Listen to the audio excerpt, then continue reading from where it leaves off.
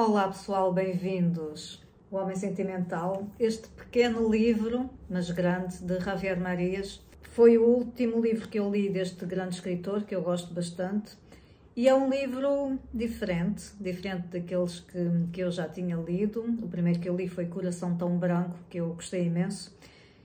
E este é anterior, aliás, dizem que este livro é um livro de transição entre os primeiros que ele escreveu e depois aqueles mais recentes pelos quais ficou mais conhecido e que têm já a marca inconfundível do Javier Marias. E este livro, O Homem Sentimental, ele é muito difícil de transmitir. Ia dizer muito estranho, mas não é questão de ser muito estranho. É difícil porque é assim, é um homem que está a escrever, a relatar o sonho que teve nessa noite. Só que o sonho que ele teve nessa noite tem a ver com uma história que ele viveu 4 anos antes. Então, há ali uma mistura entre o sonho e a memória que, por vezes, confunde o leitor. Nós ficamos um bocadinho assim sem saber se aquilo aconteceu, se não aconteceu, porque ele passa assim sem transição, às vezes na mesma frase, sem parágrafo. Ele está a contar uma coisa que se passou há 4 anos e depois está a contar uma coisa que se passou neste momento em que ele está escrevendo. Enfim, temos que estar com bastante atenção. É um livro muito bem escrito, como aliás todos os de Javier Marias. Um enredo assim, é um triângulo amoroso, mas mais do que o enredo é realmente a forma como está escrita, o estilo da narrativa, o estilo inconfundível do Javier Marias e a beleza poética. Então, em termos do enredo, a história ela envolve 4 personagens. Começa com o narrador, que é um personagem também, é ele que nos conta a história é contada na primeira pessoa. Este narrador diz-nos que é um cantor de ópera que viaja de cidade em cidade, geralmente nas grandes capitais europeias, e ele está viajando de comboio e então na mesma carruagem que ele estão outras 3 pessoas, 2 homens e uma mulher. Ele descreve essas personagens, a forma como ele descreve é incrível porque é as sensações que as pessoas despertam nele. Por exemplo, ele diz aqui de um homem que está em frente dele, é um homem que tem umas mãos muito pequenas, é um homem que tem uma aparência um bocado fiérica, não se entende bem qual será a idade dele, está bem vestido, mas parece que a riqueza apanhou com atraso, ou seja, não teria sido sempre tão abastado, não é? É uma pessoa que só há pouco tempo é que tem dinheiro. O outro homem que está na diagonal é um banqueiro rico, e entre eles está uma mulher que está dormindo, tem o cabelo liso tapando o rosto. Ele não vê o rosto dessa mulher nessa altura, mas dá-lhe a sensação que é uma pessoa que tem deambulações melancólicas, é assim que ele escreve. Bom, dá-se o caso que estas 4 personagens vão ficar no mesmo quarto de hotel. Eles estão indo para Madrid e em Madrid eles ficam alojados no mesmo hotel, um hotel de luxo. Aliás, o cantor de ópera, que dava pelo nome de León de Nápoles, era assim que ele era conhecido, ele conta-nos que fica sempre em hotéis de luxo e que está um bocado farto daquele deambular pelas cidades.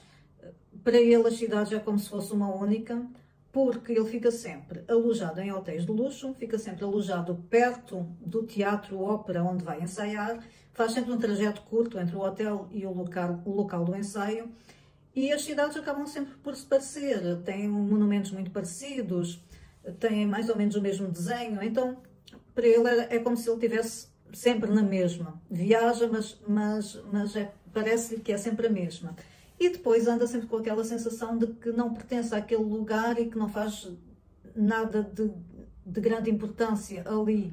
Quando ele deambula pela cidade, ele vê as pessoas todas abraçadas e sente vontade de ser como elas. Ele só se sente com alguma utilidade nos momentos em que realmente vai para o teatro ensaiar.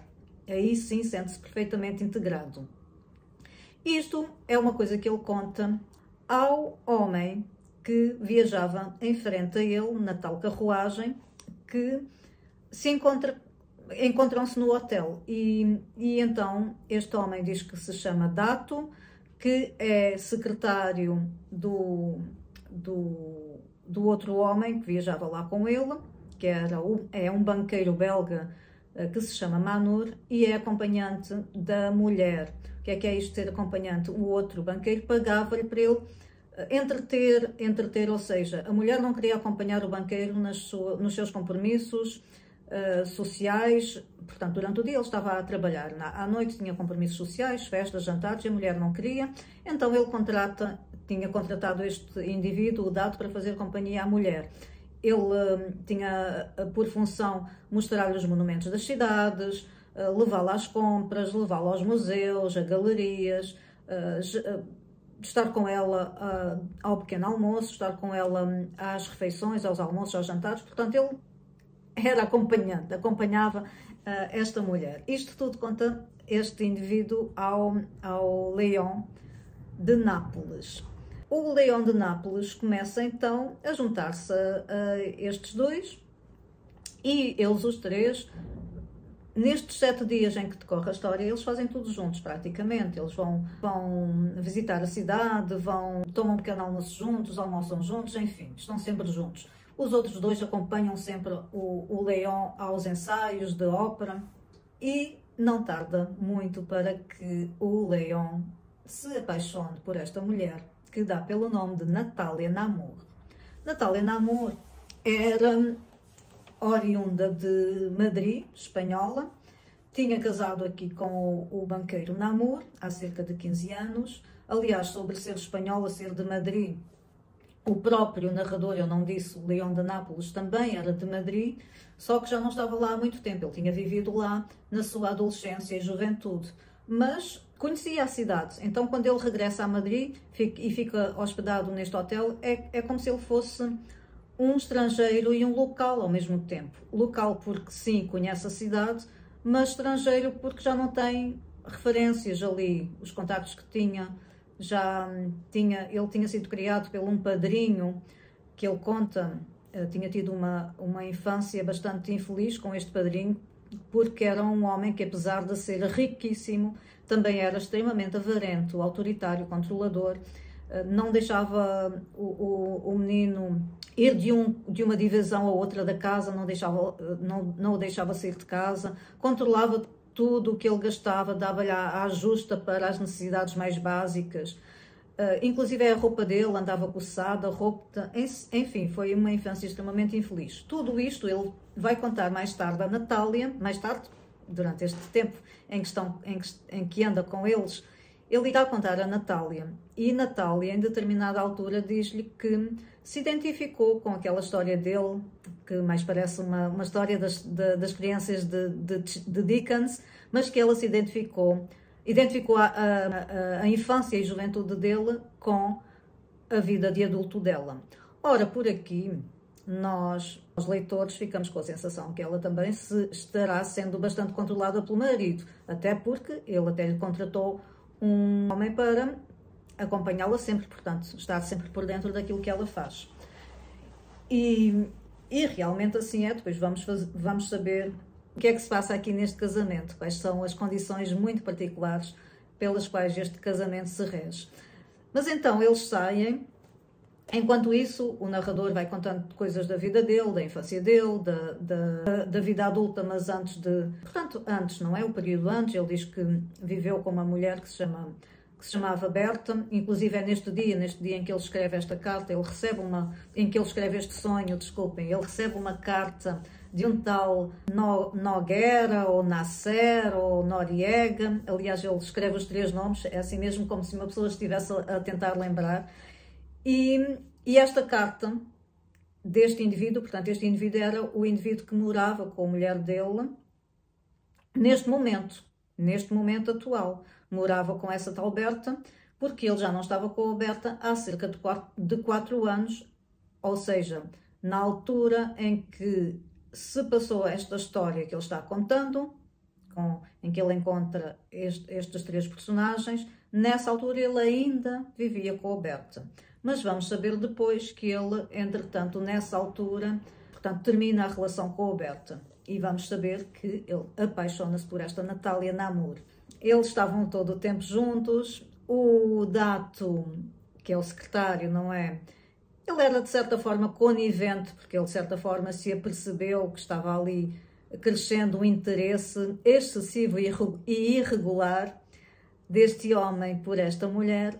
E assim, quando eles estão os três juntos, ele deixa-se ficar para trás, a ver as montras, ou às vezes adianta-se. Quando estão no restaurante, porque eles tomavam as refeições juntas, inclusive ao jantar, este Dato estava ao telefone ou fazendo outras coisas, praticamente os outros é que falavam. Natália e o nosso narrador, Leon de Nápoles.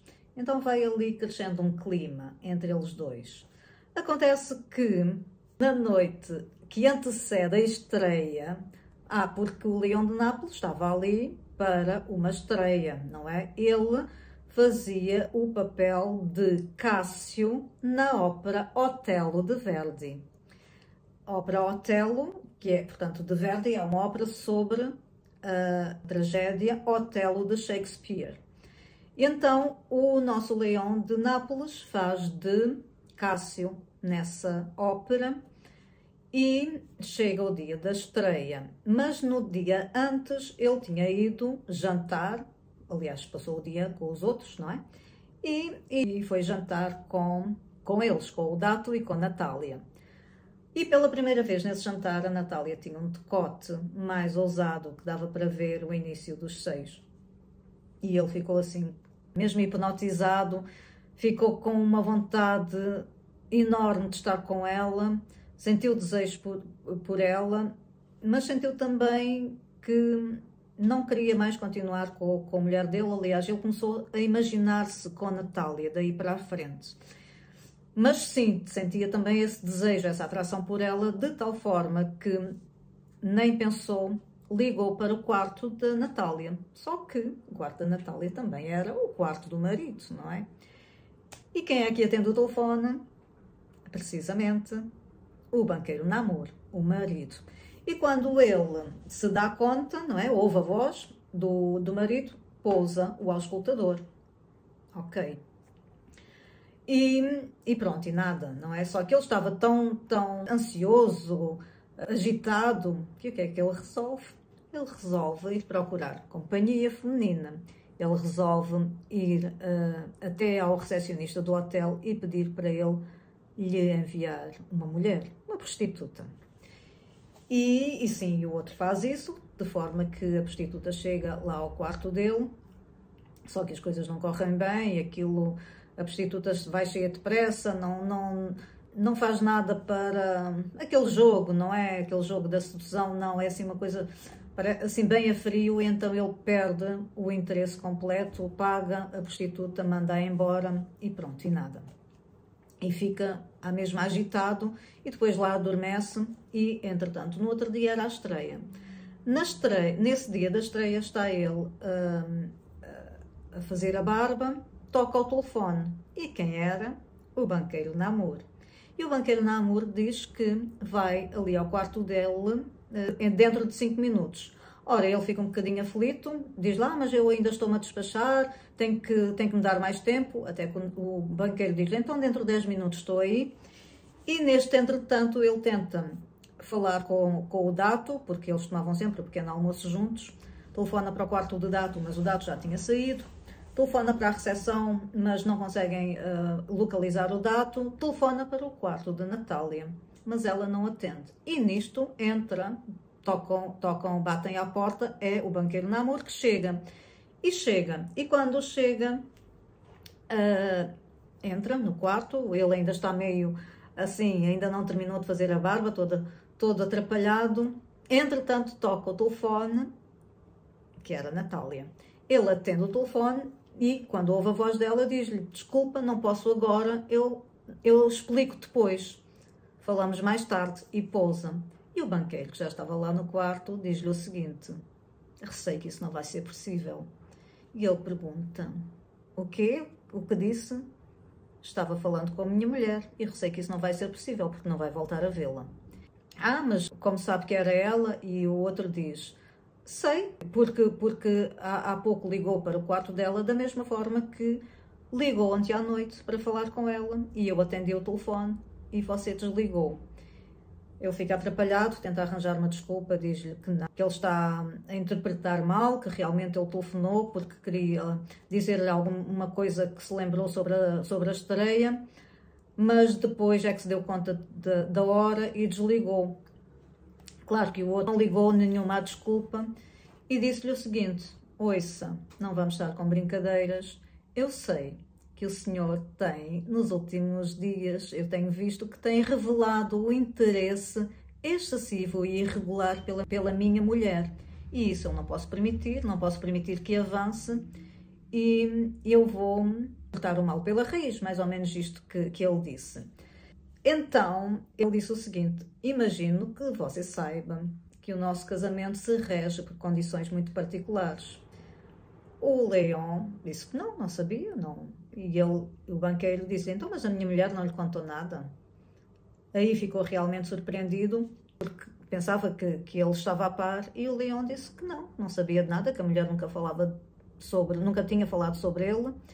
E então o banqueiro conta as condições particulares do casamento deles, que eu não vou contar, porque aí já seria dar demasiado spoiler, e vocês têm mesmo que ler este livro.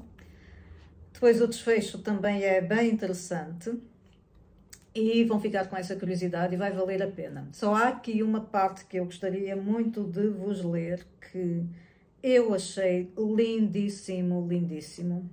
Nesta altura em que eles estão a falar lá no quarto e em que o banqueiro Manur conta-lhe todas as condições particulares do casamento dele, que envolve também o irmão da Natália Manur, enfim, em que eu não vou contar para vocês terem vontade de ler. Mas neste momento, nesta ocasião, o nosso Leon de Nápoles dá-se conta que aquele homem realmente tinha um grande amor pela sua mulher, não é? E ele sente um misto de inveja e admiração.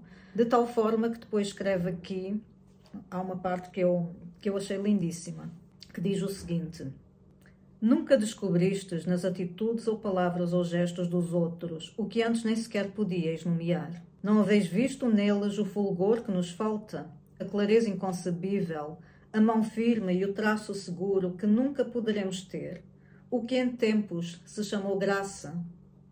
Não aspirastes a ser eles por culpa da sua própria qualidade transcendente, da sua capacidade de infecção, da sua irradiação natural que nos aniquila.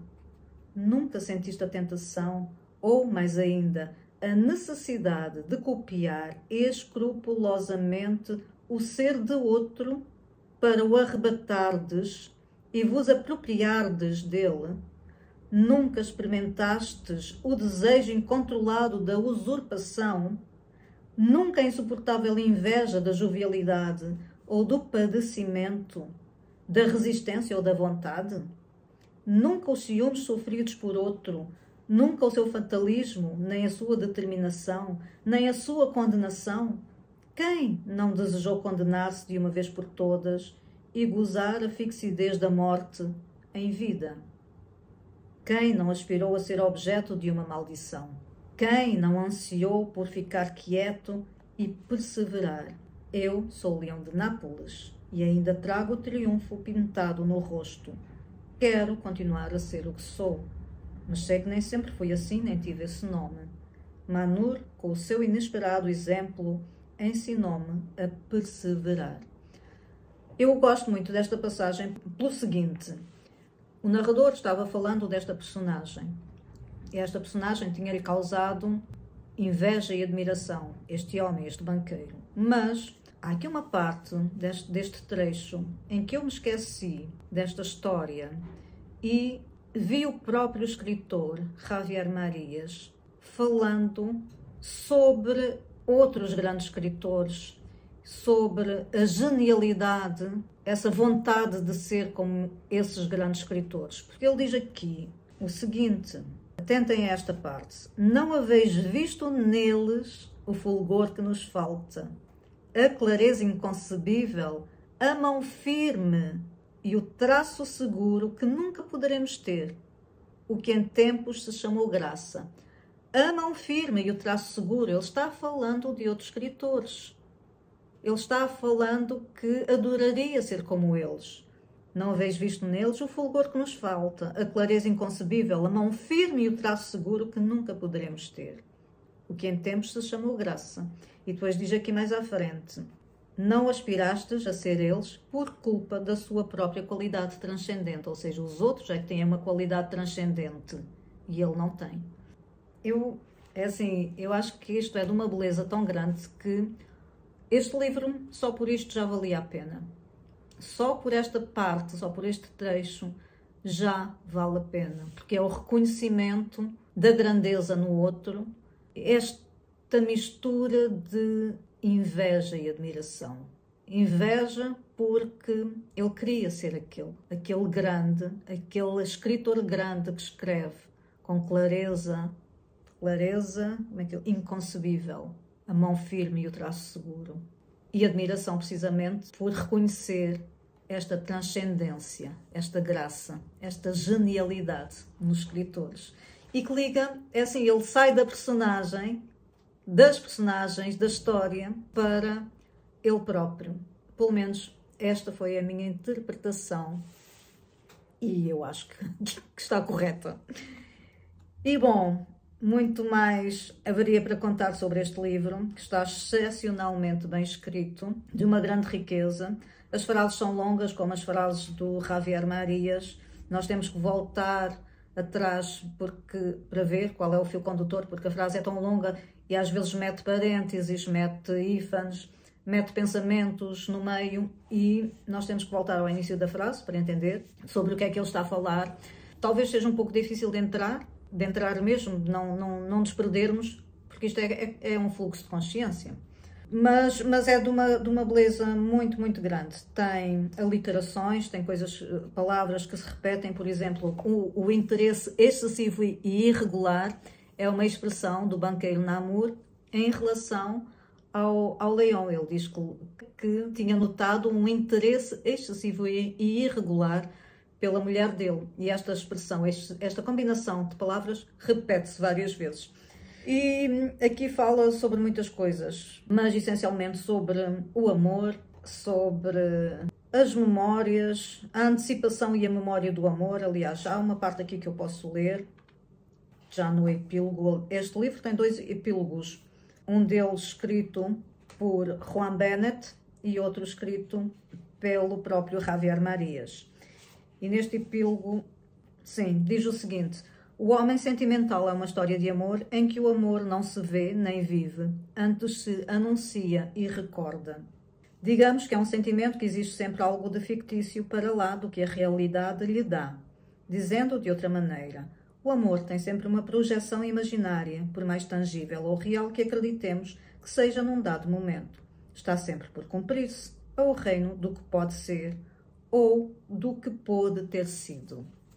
É um romance que inaugura a fase mais intimista da obra do imortal Javier Marias. Fininho, apenas 141 páginas, vale bem a pena ler. Obrigada por estarem comigo até ao final deste vídeo.